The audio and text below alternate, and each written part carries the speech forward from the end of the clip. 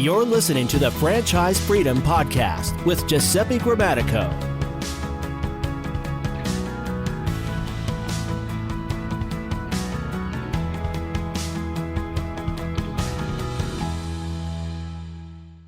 Welcome to the Franchise Freedom Podcast. I'm your host, Giuseppe Grammatico, your franchise guide, and wanted to thank everyone for joining us today. We have an awesome episode, really exciting guest. Before we meet our guest, wanted to thank, again, everyone for joining us. We've got a lot of your comments, emails, your comments on social, on YouTube, and we wanted to thank you for that. So this show is built around answering a lot of your questions for those corporate execs looking to experience time and financial freedom via franchising as well as small business ownership. So thank you. We really appreciate that and helps with all the content. So thank you for that. For today, we've gotten some recommendations on guests, topics, and shows. We have Kevin Thompson from Maximum Response Marketing, and a little bit about Kevin. After selling over $16 million of his own product and services solely through strategic partnerships, Kevin intimately understands the value of relationships. As host of the $1 Million Relationship Podcast, who I was a guest on not too long ago, and founder of the Try for Leaders community, he creates positive change on a global scale by facilitating a new valuable relationships for high-level entrepreneurs and CEOs so they can make an even bigger impact in the world. By being their conduit of trust for almost 2 decades, the introductions he's made has been worth millions. Because he's such a steward of relationships, Kevin's able to cut through all the red tape, open doors that are closed to others, eliminate rejection, and guarantee a red carpet reception for you, your ideas, and your proposals. Kevin, welcome to the show. My pleasure to be here. My pleasure. Looking forward to this. Yeah, I'm excited. We had a good time on your show, and I said, well, hey, you know what? Why don't you come on here and we'll talk about relationships, what you do. I found it really interesting, kind of what you do and your purpose and business model. Give the audience. I just read a little bit here of your bio. Give the audience maybe some idea of how you got into your current business and what does that journey look like? Oh man, it's been a heck of a journey. It's interesting. I started my very first business, which was I didn't buy a franchise, but I did start a cleaning and restoration business. And I had known this guy in Seattle that he was in that business. And I'd like to say that I had this, just wanted to make a big impact in the world and all that. Nah, that wasn't the case at that time of my life. I just wanted to start a business and make money. Right. But I had, prior to that, I worked as a commercial fisherman on Alaska's Bering Sea for 7 years so that I could save up money to start that very first business. That, by the way, was very interesting. When you sent the document we sent over to you, I'm like looking at fun facts. I'm like, am I reading this right? That's pretty cool. That's I watch all those cool shows, so that's awesome. Well, I'll tell you. So that show on Discovery Channel, the Deadliest Catch, those guys on that show, a bunch of them, I worked with those guys back in the day when I fished and stuff, and they're still doing it to this day. And so, and I will tell you, that was for those 7 years, that was the hardest I ever worked in my life. And I'm sure. I remember my dad. When I was little, when I was young, my dad always told me, Kevin, the harder you work, the more successful you'll be. And that was his experience. He was giving me his best advice. Right. And Dad passed away when I was just 16. But I remember during those years fishing in Alaska, I'm like, Dad, if you can see me now, man, I hope you're proud because I'm going to tell you, this is some work, man. Right. And looking back, it's interesting, because I started a cleaning business and I went it all on my own. And in that first year, I invested over $300,000. And at the end of that first year, I still didn't know what the heck I was doing. And I found a guy His name was Joe Polish. I found him. He had written an article in a trade magazine for the industry, and it really resonated with me. So I reached out to him and ended up getting his help. And over the next 3 years, we completely transformed that business. Oh, wow. And I was so thankful to meet somebody who had experience and who could help me. And so, Giuseppe, with what you do with franchising, man, that's a whole different way. Because looking back now, having the guidance of somebody who's already been there and done that and can kind of like give you this system of like, hey, here's what you need to do. Just follow the system, man. That would have saved a whole lot of grief for me way back in the day. It's not easy. By the way, fun fact for you, I also started cut my teeth. My first business was building maintenance and janitorial and commercial cleaning. So that was. So yes, yeah, definitely. From coming from Wall Street to any business, I didn't know what the heck systems. I didn't know what a CRM. Well, I knew what a CRM was, but I didn't know how to set up a CRM and marketing, all that kind of stuff. So that was fun. That's when the online marketing and figuring out social media. Instagram. I don't even think it was around when I first started. So it's really interesting how much things have evolved over the years. So. So there you go. Small world, both in the same business on different sides of the country, coast to coast. So that's pretty cool. Yeah. No, that is really interesting. And so how did your business today? How did you? So what happened was in 2000, I ended up starting this website, probably one of the ugliest websites on the internet, called GetMoldSolutions.com. I enunciated that because even though there's not a doggone thing going on that website, it's still there to this day. So if you want to go check it out, go check it out. Don't try to buy anything because it won't work. Is it Get Mold Solutions? GetMoldSolutions.com. Yeah, one of the ugliest websites on the internet. And we launched that website in 2000, and by 2002, about 2.5 years later, that website was producing about $15,000 a month in revenue for us. And what it did was it allowed me to, because my cleaning business was just a local business, but having this website allowed me to communicate with people nationwide and even worldwide. Right. And there's this little thing I put on that website. I started calling myself the nation's mold solutions experts. And that pissed some people in the industry off. I'll tell you what. They were like, "Who the heck do you think you are, man?" But thanks to technology, thanks to the internet, within a very short amount of time, I had spoken with more people on the subject of mold than anybody else in the industry. I built an email subscriber list of almost 20,000 people with that website. And we started selling mold test kits, mold cleaning product, informational products, all of that.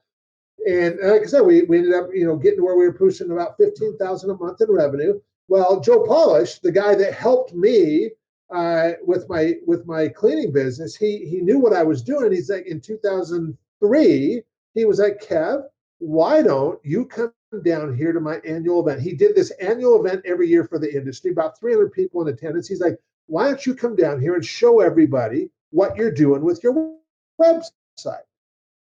And I'm like, "Okay." I said, "I'll do that." And he's like, "And before you come here, be sure to document what you do and how you do it and put it into a course, because there's a certain percentage of people, they'll want your help. Just make sure you're ready to give that to them."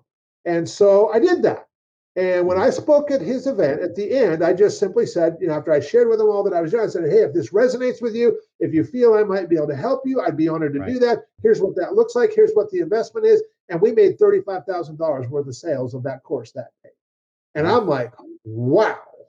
And that was a whole lot more money than I made in a day in the cleaning business. And then the following year, April 19th of 2004, I sold the cleaning business. And we moved into that training business full time. And I ran that business for the next 12 years. And in that 12 years, we sold $16.1 million worth of that training over a 12-year period. Wow. And I did that through strategic partnerships, meaning that other people, other entrepreneurs would do like Joe did, and they would put me in front of their people, and I'd do a presentation, and then I'd make an offer, and then we would make sales, and then I would share a percentage of those sales with my partner and stuff. And in that 12 years, I did almost 500 strategic partnerships. And without realizing it, I created so many relationships with so many entrepreneurs, and I just got really good at that. Right. And I always tried to lead with like, how can I be of service to them? Not me saying, hey, you should promote me and do this thing. I would be like, how can I help you? And that usually involved, them sharing what they're working on and what problem they're dealing with or what have you. And I'm like, oh, you know what? I'll connect you with so-and-so because they're an expert at that, and I bet they can help you. And so I started making all these connections, and that just led naturally to me doing what I do today, hosting the $1 Million Relationships podcast. Now I don't even do that training business anymore at this point in time. I've moved fully into being this, connector for these high-level entrepreneurs and facilitating $1 million relationships on a regular basis. So that's kind of the evolution of it all. From fishing to cleaning to facilitating $1 million relationships. So I really enjoy people's journeys. It just, you never know. It's amazing some of the industries that people have been in. You hear some really funny stories, and I just started asking that question: what's a fun fact you want to share with the audience? And I've heard, I've seen it all. It's been pretty funny. Makes some will be pretty serious. Well, they'll say something about their childhood or how they got hit to cut their teeth in that business, and then you find out we've had some guests that have been related to some famous actors out there, which is kind of cool, and actresses out there. So really, really cool stuff. So, we talk about $1 million relationships. So how do you initiate these $1 million business relationships? So here's the thing, with entrepreneurs, especially, at any given time, entrepreneurs are dealing with very real challenges and problems. Yep. And depending on who they are, and where they're at, the value of solving that problem is different in every instance. Right. And so with and I just love talking with entrepreneurs. I'm just this naturally inquisitive guy, and when I started asking them about, my leading question is always, what are you working on that you're totally excited about? And that just gets them talking about stuff. And it gets them talking about what they're most jazzed about, what they're most excited about. And I just ask clarifying questions based on what they share with me. And then based on what they share, especially if they're dealing with a challenge or problem, I just automatically default to who do I know that might be able to help with this. And I've just always liked being that guy who makes these really valuable connections for other entrepreneurs and stuff. And I ended up making my first really big, connection was 12 years ago. I introduced these two guys who went on to do some amazing things together. And that's what got me thinking, wouldn't it be cool if that's what you did all the time, if that's what your business was? And so the seed got planted 12 years ago. 2017, I held the first ever event for a group of entrepreneurs. Actually, right here at my home, right on the other side of this wall. Mm-hmm. It was such an amazing experience. And it just kind of set me on this path to now that's what I do. That is my full-time gig, is facilitating $1 million relationships for entrepreneurs who are focused on impact and legacy. So I like that. And, sharing ideas, sharing contacts, connections, because that's the first thing I do, right? Instead of going on Google, I'm always asking, it could be about anything. It could be about, I need assistance with my business, with my marketing, flip it completely. I need, my car's not running well. Who can recommend a mechanic? I go to my network. I don't Google necessarily. I go to my network, and who do you trust? And I look for some consistencies there, but I do it just for everything. It's normal. So why more people don't do that and they go right to Google? Well, in a way, Google is kind of letting you know what they feel is most important or who's most important via SEO. Why not go back to your network? And I think that's crucial. I've done some, been part of networking groups, LinkedIn, maybe 10 entrepreneurs kind of get together. I've had some good experiences and many not the best of experiences, and I'll leave it at that.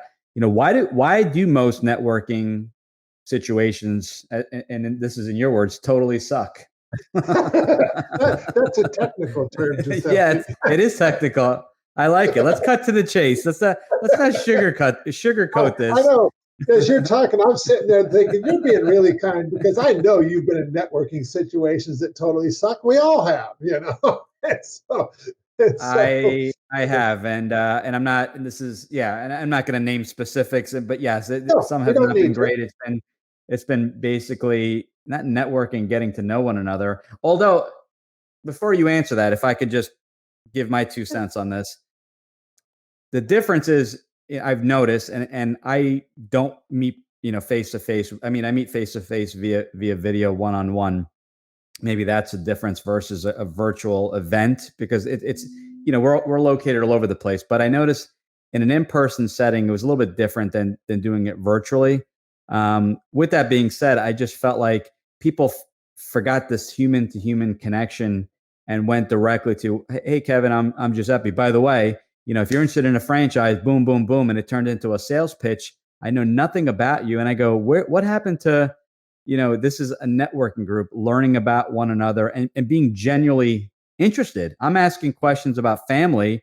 They turn around and they're like, well, do you know anyone that needs insurance? And it's just like, wait a second, even if I did, I would not refer to you. This is like, we can eventually get to that, but there's got to be some relationship, some conversation. So talk to us why they suck. Yeah. Not all suck, but many suck.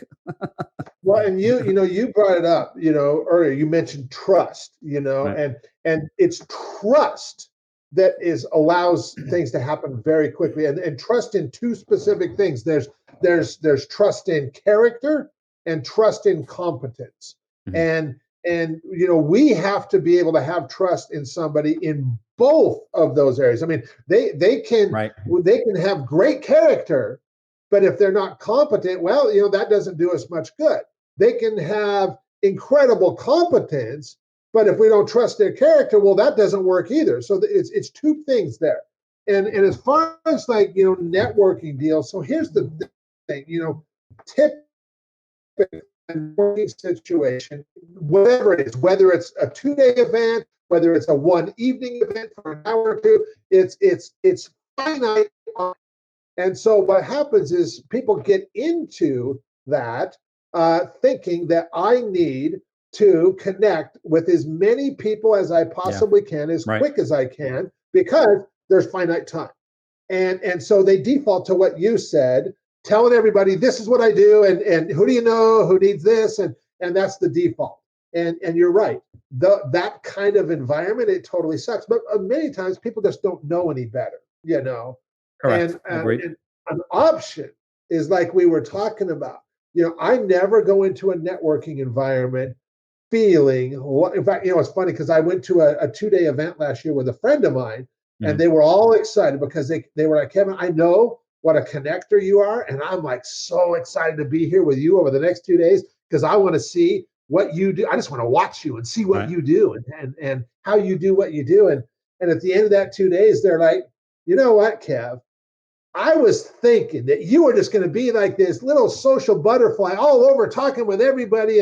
And you weren't like that at all. You just see, like when I would see you on break, like the whole 15-minute break, you're talking with one person, and they're right, because in those environments, the goal is not to talk with as many people as we can. It is not to tell everybody about what we do.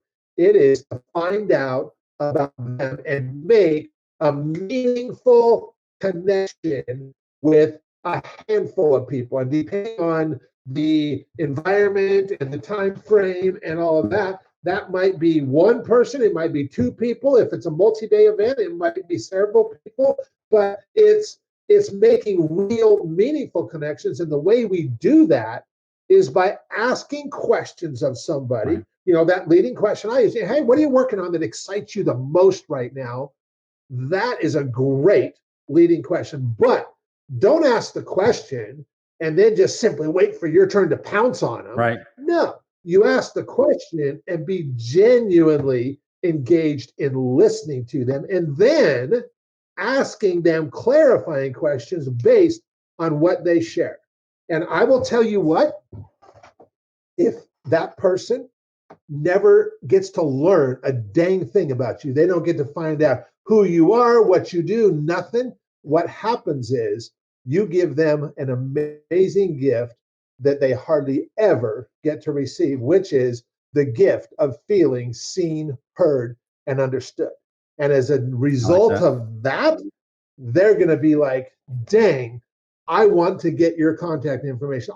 We spent the whole time talking about me. I want to get to know about you and who you are. They'll just want to connect with us.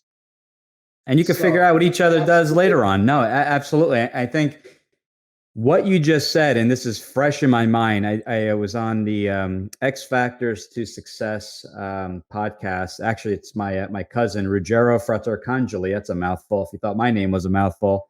And I was just on his show, and he asked kind of, you know, what 3 books would you recommend? And a lot of people recommend, well, I see a lot of E-Myth, and that's a great book. And I'm like, I want to do it a little bit differently. So I pulled out, I really went deep, and I pulled Dale Carnegie's book. What is it? 7 Factors to, now I'm screwing up the title. Successful. Oh, here we go. 7 Habits of Highly Effective People. Yes, or actually, I take that back. How to Win Friends and Influence People. That's what it was. Both the books. So on How to Win Friends, you know, that's the exact principles. It's literally going back to the basics and being human again. You know, letting people talk, active listening. You know, it's just not just going in to say, okay, let me just find one common thing and then just start selling my product. And I think people have just, and maybe it's not their fault. Maybe they're just nervous or what the case may be. I encourage everyone to read the book, but it's just like, you know, we're here to make relationships. You'll find out later on if it's someone you like. Hey, what business are you in? That could be the second or third conversation, and you'll be more than glad to work and do business with that person because you enjoy speaking and working with that person, and that trust, as you mentioned. And you also, obviously, to your point, you know, you need to make sure they're competent in their field, and they didn't just pass a test and now they're giving financial advice and they have, you know, a couple of weeks in the industry. So, but it's going back to the basics, and I've seen a lot of that. And some of my mentors said, you don't need the latest and greatest. Go back to the basics and just get better at it. And it's almost like these are like annual reads for me. So, I you know, I'm not pushing the book, but I was just like, man, we were just on the show last night with my cousin. I'm like, you know, this is literally, as I'm going through the summary, exactly what the book states. So, with that being said, we're going to pause here just for a moment from a quick word from our sponsor, the SMB Podcast Network, and we will be right back. We hope you're enjoying the show. This episode of Franchise Freedom is brought to you by the SMBpodcastnetwork.com. The network is a collection of podcasts and shows from around the internet, which focus on bringing you interviews with amazing guests who share actionable advice, ideas, and information for small and medium-sized business owners and entrepreneurs. Visit www.smbpodcastnetwork.com to find more great shows and easily subscribe to be notified of new episodes. It's a great way to discover quality content. If you discovered us today via the network, then I hope you're enjoying the show and will consider subscribing directly so you never miss any of our great episodes. Now back to the show. So that's our sponsor, the SMB Podcast Network. Great place to, small business owner looking for resources, whether it be franchising, funding, needing assistance with taxes, you name it. Definitely check out the website. So going back to what we were talking about, Yeah, I was kind of looking at kind of key topics we're going to discuss today. So making a first impression, we kind of cover that. So what is the secret of active appreciation? Yeah, so this is huge. So, and when I share this with what I'm going to do is I want to really point out, don't look at this, what I'm about to share, as a strategy or a tactic. Just let it be who you are. Right. Because here's the thing is that, no matter how, and I will tell you, this doesn't matter. I mean, I work with partners who are running businesses doing 50 million, 100 million a year. It does not matter. There is not a person on the face of this earth who gets too much appreciation. And when we give others genuine appreciation, I will tell you, it opens doors for conversations one-on-one. It opens doors for them to connect us with other people, all of that. And so what I want to challenge you to do is this. We all have cell phones with contacts in them.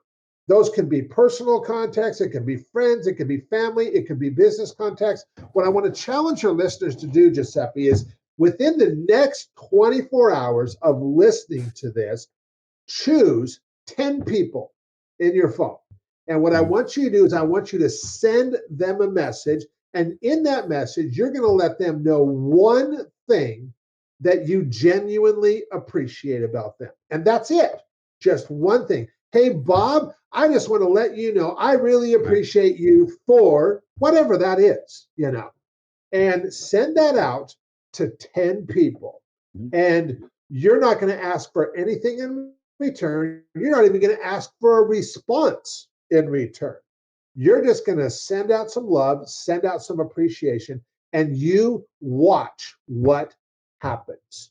And what you're going to realize is that you were the catalyst for this. Just by you sending messages like that out, you were the catalyst. And not only is it going to be an amazing experience for you, it's going to be an amazing experience for them as well. And after you have done that, my goal for you is that you're going to be like, dang, Kev, that was amazing. I want to experience a lot more of that. And hopefully what will come of that is you're going to just make a commitment. I'm going to do this all the time. I'm going to do this right. And not just sending messages, because, we can do this in so many ways. We can send text messages. We can send Facebook Messenger messages. There's all kinds of places we can do that. We can do that online thanks to these social media platforms with people that we've never even met in person. Right. People that we might want to meet. And maybe they published, Giuseppe, you just mentioned this book, I bet there's a website or a social media page you could go to and talk to and say to that person what an impact their book has had on your life and stuff. And just say, I really appreciate you for putting this out into the world because whatever. And if you hear back from them, great. And if you don't, that's totally cool too. How long did it take you to do that? Yeah, minutes. Yeah, nothing. Yeah. Yeah. That's a great idea. I like that. Yeah. And if you just make a commitment to doing that, and you know what, do this in every area of our life. I mean, just even when we're in person, when going to the coffee stand and getting a coffee, going to a restaurant and getting something to eat, and just thanking your server, just little stuff, like that. I went out to breakfast with two of my high school buddies a couple of weeks ago. And there was three of us. And I think the bill for breakfast came to around, I don't know, $62. And we paid the bill. And we also we left $40 on the table for the gal. Well, I'll tell you what, I guarantee you, they don't normally get a tip like that. And we just kind of, it was just cool leaving that restaurant. And you know what? None of us even said a word about it. We just left because one guy picked up the bill. He's like, I'm going to pay the bill. Then my other buddy was like, well, if you're going to pay the bill, I'll leave a tip. So he throws $20 on the table. And I'm like, well, geez, if you're going to throw $20, I'll throw $20 on the table too for a tip. And that was it. We didn't say anything, but I'll guarantee you that waitress was like, that made her day. That made her day. And it made her feel appreciated. And And like I said, nobody gets too much of that. I agree. I know I don't do enough of that, so that's I appreciate that, and I need that reminder. So that's a great. So that's a challenge for everyone listening in. If you don't mind me adding to that, because I actually Yeah. and I'm guilty of this, although I tell people like, and my kids who are home, got to stay away from social media and Instagram, and sometimes like I'll not stay away from it, but sometimes you get sucked in. Social media isn't bad. It's just if you're spending too much time there. But to that point, what you just said, they were kind of just telling the effect of that. So they said that you do something good for a person. So in that case, or just say you see someone in need, right, and you offer to help that person, whether it be with money or assistance or a ride, whatever. It doesn't make a difference. They said that feel good, was that serotonin, the feel good chemical within you. Obviously, for the person that was in need, they're feeling great. Like, wow, someone cares. Someone has actually assisted me. This is the interesting part. The same level of that feel good goes to the person that actually helped that individual, whether it's one or two people. We'll just say one on one. So that serotonin level kind of spikes through. But the interesting part, and this is that compound or exponential growth, whatever you want to call it, is that anyone else in the vicinity that witnessed you doing a good deed, so maybe it was helping or providing or giving food, maybe someone in need, someone, a homeless person, what have you, the people around you, people that noticed and realized what you did, that same level of serotonin spikes. So why that's important is that sometimes that's all it takes for them. So now you have maybe 5 bystanders walking by seeing that. Maybe that will influence them. I shouldn't say motivate, but influence them to do the same thing. So how does that? So what happens there? One person's helped. Many people benefit from that serotonin spike. Now they do the same for others, and now it's this compounding effect. And they said that's just powerful, and we forget little things like that. So the point was they kind of explained the science behind it, and that every good deed creates additional exponential increase in the number of good deeds, and just helping and maybe someone had a rough day, helping them get through the day, and then they kind of pay it forward. So it just reminded me of this post, and usually the posts are a lot of nonsense, and I'm like, wow, this was actually a good one. I got to share today. So that reminds me, I saved it, but I have to share it. So that was pretty cool, and I totally agree with that. And that's some really powerful. Sometimes we dive in just to the business aspect, and we forget all this other other stuff that we don't talk enough about. So I really do appreciate you bringing that up. What other advice? You've been around the block, got a lot of aspiring business owners. What other advice? Doesn't have to be tactical advice in business. What other advice or things would you want to kind of maybe tell that 20-year-old Kevin back in the day, starting out? What advice or what would you kind of wish you have known way back when? Sure. I used to look at other entrepreneurs, especially entrepreneurs that I considered or viewed as being really successful, and I would put them on a pedestal. Yep. And feel like, man, wow, they must really have it all figured out. Man, and like, man, wouldn't it be great to be like them? If I was more like them, then I would be successful like Right. them. And that's all complete BS that we tell ourselves. Correct. Because what I have come to realize after years of working with some of the highest level and most successful entrepreneurs and CEOs is that we're all doing the best we can with what we've got. Right. We've all got very real problems that we're dealing with at any given time. And the thing is once we solve one problem, it's only a matter of time until the next problem hits our desk. Yep. That is the life of an entrepreneur. That is just how it is.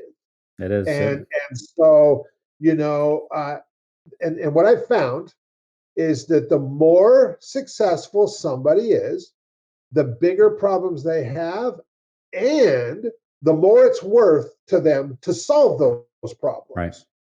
And the challenge is that the more successful somebody gets, the less people they have surrounding them that they can really trust and can really confide in. Mm-hmm. And a lot of it comes from because so many of the people around them are people that are dependent on that entrepreneur for their pay, for their salary, what have Right. you.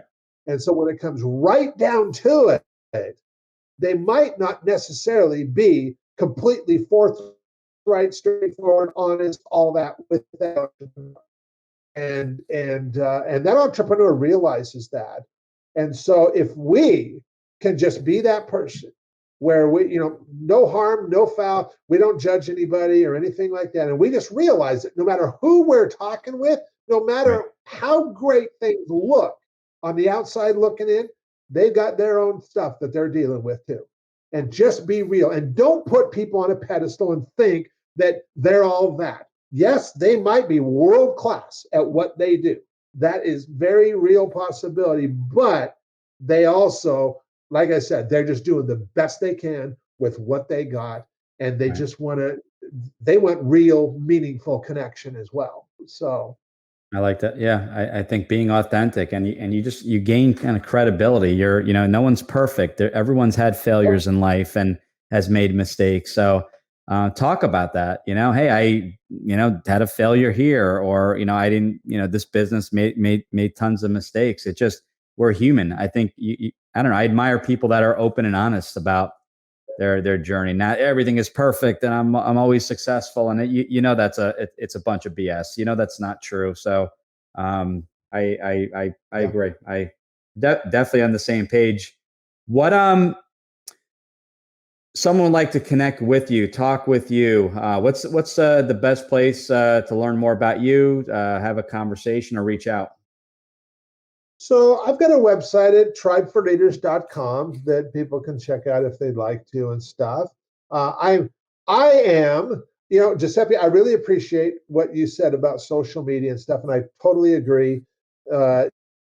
Social media can be damaging for a lot of people. It can also be a very useful tool if we choose to use it that way.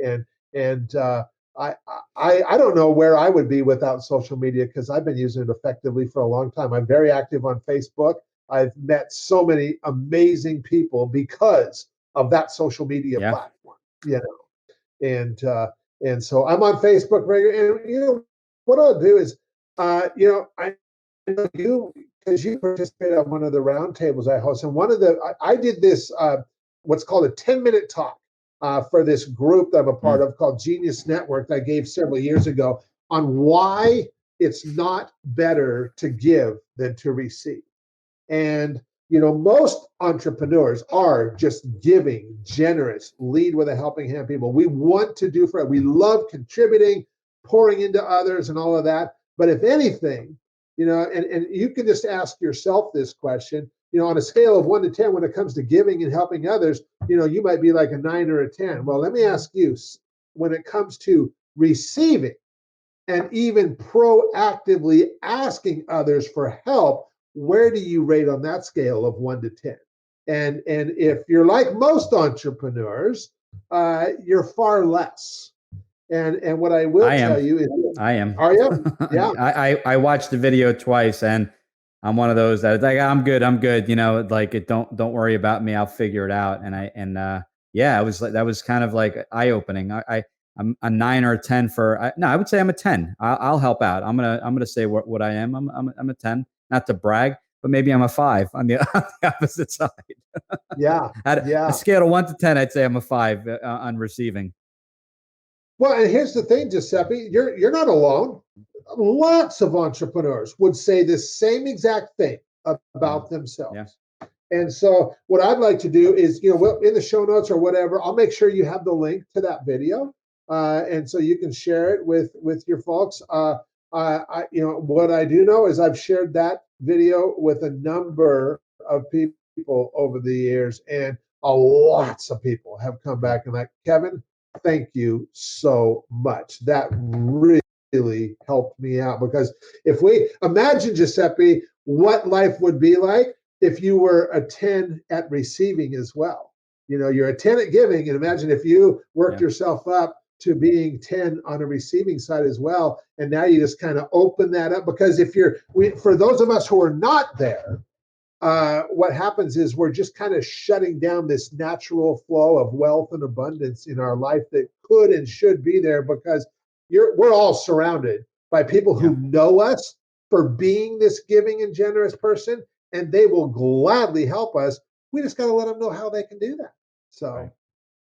I like that. I watched that video twice. I do have that link, so I will include the talk, tribeforleaders.com. And I don't have the site up right now, but that, if someone wanted to message you, ask you a question about, having a conversation with you, is all your contact info on there? Is there a message option? It is. And I'm also easy to find on Facebook, Kevin the Connector on Facebook. And you can message me on Facebook as well. Yeah, I am very easy to get a hold of. Perfect. Yeah, and we'll include everything in the I have it over here in the show notes here. LinkedIn, Facebook. We've got the website. We'll put the link for the video. Kevin, this has been awesome. I really appreciate it. Had a lot of fun when I was on your show. I had just as much fun. This is awesome. I like learning some new things from you, and looking forward to chatting again very soon. Awesome. Well, thank you. It's my pleasure being here. Thank you. I'll talk to you soon. Thanks for tuning in. Whenever you're ready, here are 3 ways Giuseppe can help. 1. If you've ever considered owning a business of any kind, you owe it to yourself to get a copy of Giuseppe's book, Franchise Freedom. Download your free copy at ggthefranchiseguide.com/book. 2. Want to understand how successful executives make the transition from corporate to owning their own franchise? Join Giuseppe's next online presentation, Franchise Freedom: How to Escape the Corporate World and Have Financial and Time Freedom by Owning a Franchise, by going to ggthefranchiseguide.com/video. 3. Want to work with Giuseppe one-on-one to identify the right franchise opportunity for you, to navigate the process, and get plugged into experienced franchising advisors? Send him an email to gg@ggthefranchiseguide.com with one-on-one in the subject, and he'll send you all the details.